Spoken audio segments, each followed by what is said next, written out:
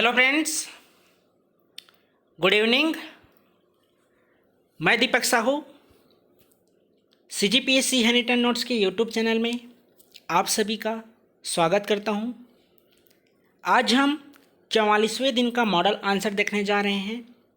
तो हमने सफलतापूर्वक 43 दिन तक का मॉडल आंसर जारी कर चुके हैं, जिसमें आपका 6 मेगा टेस्ट भी शामिल है। आज आप सभी को दर्शन शास्त्र एवं भारतीय प्राचीन इतिहास, ये दो विषय के प्रश्न दिए गए थे। आप लोगों का ही सुझाव था कि सर दर्शन शास्त्र मेंस का टॉपिक है जो हमारे प्रीलिम्स में काम नहीं आएगा। ठीक है, जैसा आप चाहें।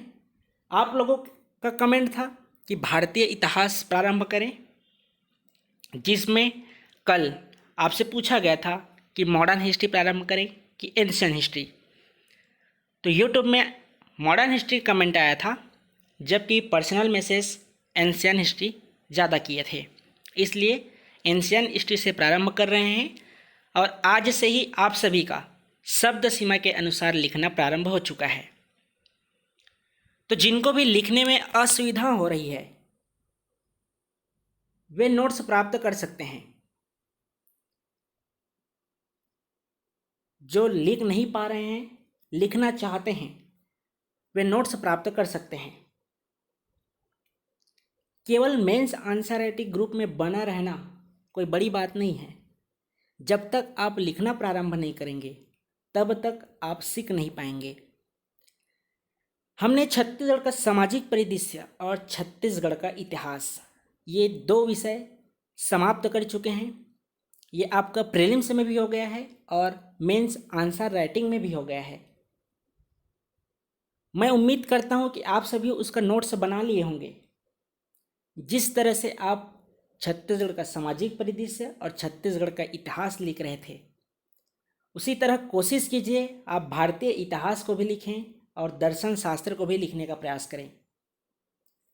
ठीक है, कहीं कोई दिक्कत आए तो आप नोट्स चाहे किसी भी कोचिंग संस्थान का ले लीजिए, किसी लेखक का ले लीजिए, या दिए हुए नंबर पर आप हैंड रिटन नोट्स प्राप्त कर सकते हैं। जो आपको हैंड रिटन नोट्स प्राप्त होगा वह पिछले वर्ष जो सिलेबस चेंज हुआ है शब्द सीमा के अनुसार, उसके अकॉर्डिंग नोट्स तैयार किया गया है। तो देख लीजिएगा। जो लिखना चाहते हैं और जिनके पास कंटेंट नहीं है वे इस नंबर पर SMS कर दीजिएगा। दोनों विषय के नोट्स मिल जाएंगे।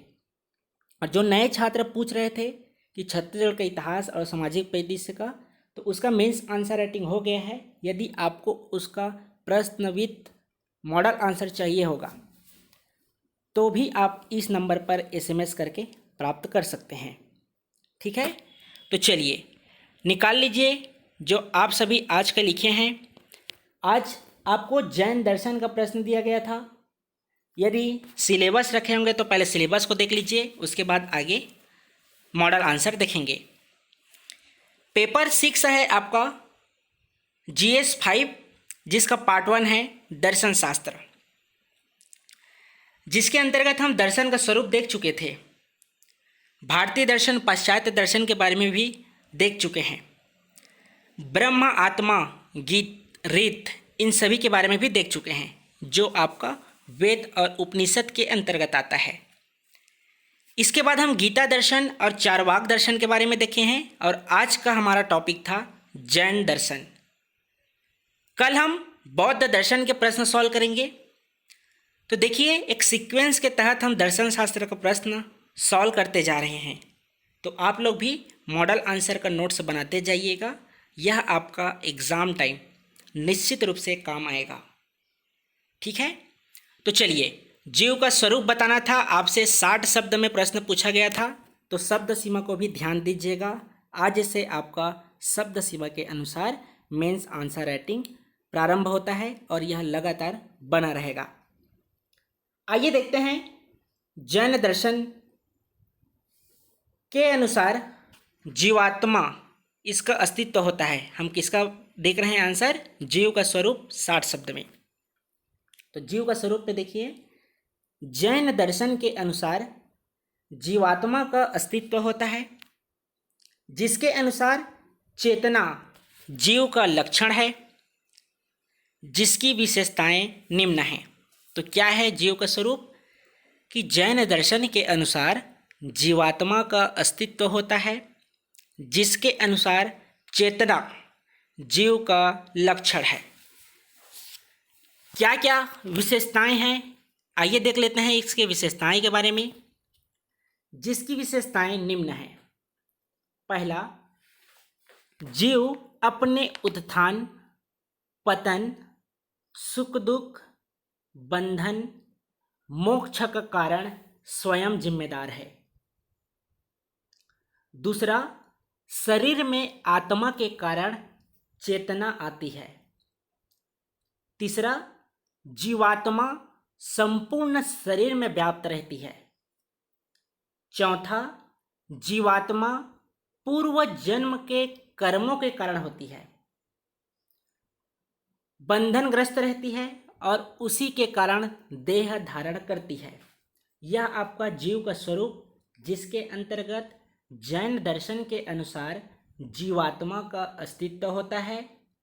जैन दर्शन के अनुसार ही चेतना जीव का लक्षण है। जिसकी विशेषताएं की बात करें तो जीव अपने उत्थान, पतन, सुख दुख, बंधन, मोक्ष का कारण स्वयं जिम्मेदार है। दूसरा है, शरीर में आत्मा के कारण चेतना आती है। तीसरा है, जीवात्मा संपूर्ण शरीर में व्याप्त रहती है। और चौथा है, जीवात्मा पूर्व जन्म के कर्मों के कारण बंधनग्रस्त रहती है और उसी के कारण देह धारण करती है। तो ये आपका पहला प्रश्न जीव का स्वरूप बताना था 60 शब्दों में। अगला प्रश्न है 30 शब्द के, नए क्या है? आपसे पूछा गया था आज के प्रश्न में कि नए क्या है, महत्वपूर्ण प्रश्न है। तो देख लीजिए नए क्या है 30 शब्द में। जैन दर्शन में आंशिक ज्ञान की अभिव्यक्ति को नए कहा गया है। तो नए क्या है आपका? आंशिक ज्ञान है। जैन दर्शन में आंशिक ज्ञान की अभिव्यक्ति को नए कहा गया है। जैन मान्यता के अनुसार साधारण व्यक्ति वस्तु के सभी धर्मों को नहीं जान सकता है, अतः उसका ज्ञान नए है। नए से आशा है आंशिक ज्ञान है। केवल कैवल्य प्राप्त व्यक्ति ही वस्तु के सभी धर्मों को जान सकता है। ये आपका नए क्या है 30 शब्द में पूछा गया था। तो एक बार और देख लीजिए, जैन दर्शन में आंशिक ज्ञान की अभिव्यक्ति को नए कहा है। जैन मान्यता के अनुसार साधारण व्यक्ति वस्तु के सभी धर्मों को नहीं जान सकता है, अतः उसका ज्ञान नए है। केवल कैवल्य प्राप्त व्यक्ति ही वस्तु के सभी धर्मों को जान सकता है। यह रहा आपका दूसरा प्रश्न का मॉडल आंसर, जो आपसे पूछा गया था 30 शब्दों में। तीसरा प्रश्न है, अनेकांतवाद क्या है? आज का तीसरा प्रश्न था अनेकांतवाद क्या है, 30 शब्द में ही पूछा गया था। यह भी आपका जैन दर्शन का ही विषय था। जैन दर्शन के अनुसार द्रव्यों में अनेक गुणधर्म होते हैं। इसमें एक साथ परस्पर विरोधी गुण भी होते हैं। इसलिए द्रव के स्वरूप का निर्धारण एकांकी रूप से नहीं किया जा सकता। यह अनेक दृष्टिकोण से संभव है। यही अनेकांतवाद है। किसके अनुसार? जैन दर्शन के अनुसार आपसे 30 शब्दों में आज के प्रश्न में पूछा गया था कि अनेकांतवाद क्या है। तो जैन दर्शन के अनुसार द्रव्यों में अनेक गुणधर्म होते हैं। इसमें एक साथ परस्पर विरोधी गुण भी होते हैं। इसलिए द्रव के स्वरूप का निर्धारण एकांकीय रूप से नहीं किया जा सकता है। यह अनेक दृष्टिकोण से संभव है और यही अनेकांतवाद है। ये रहा आज का तीसरा प्रश्न का मॉडल आंसर, जो आपसे पूछा गया था 30 शब्द में। चौथा प्रश्न क्या था? पंच महाव्रत क्या है? आपको बताना था 30 शब्द में। तो पंच महाव्रत ये भी आपका जैन दर्शन के ही अंतर्गत था। इसके अलावा आपका स्यादवाद है और सप्तभंगी नय है, ये बच जाता है। तो आप इसे पढ़ लीजिएगा, स्यादवाद और सप्तभंगी न्याय के बारे में। कल हम बौद्ध दर्शन का प्रश्न सॉल्व करेंगे। तो बौद्ध दर्शन में देख लीजिएगा मेंस आंसर राइटिंग के क्वेश्चन में क्या क्या टॉपिक हैं। जो टॉपिक है उसी को ही प्रश्न के रूप में दिया जाएगा, और दर्शन शास्त्र को ज़्यादा समझने का प्रयास नहीं करना है, याद करने का कोशिश कीजिएगा, क्योंकि दर्शन शास्त्र को समझ पाना अभी संभव नहीं है। ठीक है, 75 नंबर के हैं, बहुत महत्वपूर्ण है, और आपसे डायरेक्ट प्रश्न पूछा जाएगा जो सिलेबस में है। तो पढ़िए, सिलेबस को पढ़िए और मेंस आंसर राइटिंग कीजिए और नोट्स बनाते जाइए, ताकि एग्ज़ाम टाइम आप कम समय में पूरा रिवीजन कर लें। देख लीजिए पंच महाव्रत क्या है। पार्श्वनाथ ने जैन धर्म के आरंभिक 4 व्रत प्रतिपादित किए थे: अहिंसा, अपरिग्रह, अस्तेय एवं अमृषा। 5वां व्रत महावीर ने शामिल किया, ब्रह्मचर्य। यही पंच महाव्रत है। क्या है पंच महाव्रत? तो पार्श्वनाथ ने जैन धर्म के आरंभिक 4 व्रत प्रतिपादित किए थे: अहिंसा, अपरिग्रह, अस्तेय एवं अमृषा। 5वां व्रत महावीर ने शामिल किया, ब्रह्मचर्य। यही पंच महाव्रत है। अपरिग्रह क्या है? तो संपत्ति के संग्रह का निषेध करना। अहिंसा से आशय है हिंसा न करना। अस्तेय से आशय क्या है? चोरी न करना। और अमृषा से आशय है असत्य न बोलना। तो ये आपके चौथा प्रश्न था, पंच महाव्रत क्या है 30 शब्द में बताना था।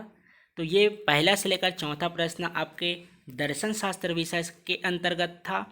आज का 5वां प्रश्न सिंधु घाटी सभ्यता के नगर नियोजन की विशेषता आपको बतानी थी 60 शब्द में। तो यह आपका भारत का इतिहास प्रारंभ होता है आज से, शब्द सीमा के अनुसार ही हम मेंस आंसर राइटिंग करेंगे।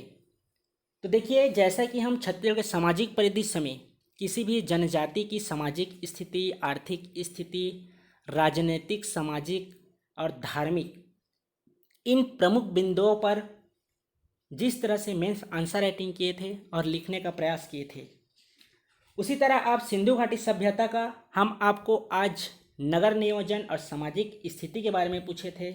इसी तरह आप सिंधु घाटी सभ्यता की आर्थिक स्थिति है, धार्मिक स्थिति है, राजनीतिक स्थिति है, इन सभी के बारे में लिख लीजिएगा, क्योंकि यहाँ से आपको प्रश्न मेंस के एग्ज़ाम में देखने को मिलता है। तो समझ गए होंगे, जैसा आप छत्तीसगढ़ के सामाजिक परिदृश्य में लिखे थे उसी तरह से यहाँ भी लिखिएगा। प्रीलिम्स आपका अलग सिलेबस होता है, वहाँ आपको डायरेक्ट वनडे एग्ज़ाम में केवल क्वेश्चन पूछा जाता है, 4 विकल्प रहते हैं, तो आपसे प्रश्न बन जाते हैं। लेकिन वही तथ्य यदि आपको याद रहेगा तो आप धार्मिक स्थिति है, राजनीतिक स्थिति है, सामाजिक है, इन सभी को आप लिख सकते हैं। तो एक बार पढ़ लीजिएगा। सर भी बताए थे कि चैनल में सिंधु घाटी सभ्यता का एक वीडियो बना हुआ है, तो आप वहाँ से भी जाकर देख सकते हैं। ठीक है, तो पहले से और बता देता हूँ कि आपका सिंधु घाटी सभ्यता के अंतर्गत जो 5-6 स्थिति है उसको लिख लीजिएगा। एक आपका भौगोलिक स्थिति को भी शामिल कर लीजिएगा कि कौन से स्थान पर कौन सा साक्ष्य मिला है, कौन खोज करता है और उसकी भौगोलिक स्थिति क्या है।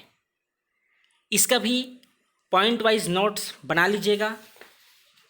इससे आपका सिंधु घाटी सभ्यता समाप्त हो जाएगा। जो भारत के इतिहास के अंतर्गत आपका पहला टॉपिक दिया हुआ है प्रागैतिहासिक काल, तो यहाँ से प्रश्न नहीं मिलता है, वह आपका छत्तीसगढ़ के इतिहास में क्वेश्चन चला जाता है और छत्तीसगढ़ के इतिहास के अकॉर्डिंग प्रागैतिहासिक काल के प्रश्न पूछे जाते हैं। तो ठीक है, इस तरह से आपका सिंधु घाटी सभ्यता समाप्त हो जाएगा। कल हम वैदिक सभ्यता के बारे में देखेंगे।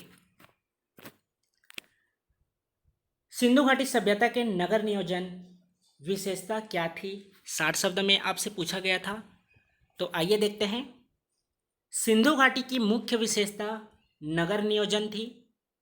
नगर नियोजन की प्रमुख विशेषता जल निकासी प्रणाली थी। सामान्यतः सिंधु घाटी कालीन शहर 2 भागों में विभक्त था, पूर्वी और पश्चिमी। संभवतः पश्चिमी भाग में शासक वर्ग निवास करता था। सिंधुकालीन नगरों में सड़कों की जाल बिछा हुआ था जो परस्पर एक दूसरे को समकोण पर काटती थी, जो समकालीन सभ्यता का विशिष्ट स्थान रखते थे। यह आपका पांचवा प्रश्न था। सिंधु घाटी सभ्यता के नगर नियोजन की विशेषता क्या थी, 60 शब्दों में बताना था। तो एक बार और देख लीजिए। सिंधु घाटी की मुख्य विशेषता नगर नियोजन थी। नगर नियोजन की प्रमुख विशेषता जल निकासी प्रणाली थी। सामान्यतः सिंधु घाटी कालीन शहर दो भागों में विभक्त था, पूर्वी और पश्चिमी। संभवतः पश्चिमी भाग में शासक वर्ग निवास करता था। सिंधुकालीन नगरों में सड़कों की जाल बिछा हुआ था जो परस्पर एक दूसरे को समकोण पर काटती थी, जो समकालीन सभ्यता का विशिष्ट स्थान रखते थे। तो ये रहा आज का पांचवा प्रश्न का मॉडल आंसर। चलिए आज का अंतिम प्रश्न है, वह भी आपका भारतीय इतिहास से संबंधित प्रश्न था। छठवां प्रश्न था सिंधु घाटी सभ्यता की सामाजिक स्थिति का उल्लेख कीजिए। ये भी आपसे 60 शब्द में पूछा गया था। तो 60 शब्दों में ही आपको लिखना है। जो अन्यथा बातों का उल्लेख किए थे ध्यान दीजिएगा। शब्द सीमा के अनुसार आपका मेंस आंसर राइटिंग प्रारंभ हो चुका है। तो आइए देखते हैं सिंधु घाटी की सामाजिक स्थिति के बारे में। सिंधुकालीन समाज में वर्ण के प्रमाण नहीं मिलते। समाज में संभवतः व्यवसाय के आधार पर अनेक वर्ग थे। सिंधु क्षेत्र से बड़ी संख्या में स्त्री मूर्तियां मिलने से समाज में महिलाओं का मातृसत्तात्मक सम्मान का आभास होता है। सिंधु निवासियों को विश्व में प्रथम कपास उत्पादक माना जाता था, इसलिए सूती वस्त्रों की प्रमुख उपयोग थी। शाकाहार मांसाहार दोनों का प्रचलन था। अंतिम संस्कार के रूप में 3 तरह की विधियां थी, जिनमें पूर्ण समाधि, आंशिक समाधि और दाह कर्म था। एक बार और देखते हैं, फिर बात करेंगे आगे। सिंधु घाटी सभ्यता की सामाजिक स्थिति का उल्लेख कीजिए। 60 शब्द के प्रश्न थे। तो सिंधुकालीन समाज में वर्ण के प्रमाण नहीं मिलते। समाज में संभवतः व्यवसाय के आधार पर अनेक वर्ग थे। सिंधु क्षेत्र से बड़ी संख्या में स्त्री मूर्तियां मिलने से समाज में महिलाओं का मातृसत्तात्मक सम्मान का आभास होता है। सिंधु निवासियों को विश्व में प्रथम कपास उत्पादक माना जाता था, इसलिए सूती वस्त्रों की प्रमुख उपयोगिता थी। शाकाहार मांसाहार दोनों का प्रचलन था। अंतिम संस्कार के रूप में 3 तरह की विधियां थी, जिनमें पूर्ण समाधि, आंशिक समाधि और दाह कर्म शामिल था। ये रहा आज का प्रमुख 6 प्रश्न शब्द सीमा के अनुसार उसका मॉडल आंसर। कल आप सभी तैयार रहिएगा। बौद्ध दर्शन और वैदिक सभ्यता के अंतर्गत आप सभी को शब्द सीमा के अनुसार प्रश्न दिया जाएगा। तो 2 टॉपिक हैं, भारतीय इतिहास का वैदिक सभ्यता और दर्शन शास्त्र का बौद्ध दर्शन। जिनको भी लिखने में कोई परेशानी या दिक्कत आ रही होगी तो इस नंबर पर आप SMS कर दीजिएगा, आपको नोट्स मिल जाएगा। तो चलिए मिलते हैं फिर कल एक नई सुबह और नए प्रश्नों के साथ। और जिनको भी संविधान और लोक प्रशासन का रजिस्ट्रेशन करवाना होगा अभी भी करवा सकते हैं। केवल 3 क्लासेस ही हुई हैं, लेकिन लोक प्रशासन का आपका 3 टॉपिक हो चुका है। संविधान में आज भारत का संवैधानिक विकासक्रम प्रारंभ किए हैं, तो देख लीजिएगा। जिनको भी अध्ययन करना होगा रजिस्ट्रेशन करवा सकते हैं। तो चलिए मिलते हैं फिर कल एक नई सुबह और नए प्रश्नों के साथ। आज के लिए विदा दीजिए। धन्यवाद। शुभ रात्रि।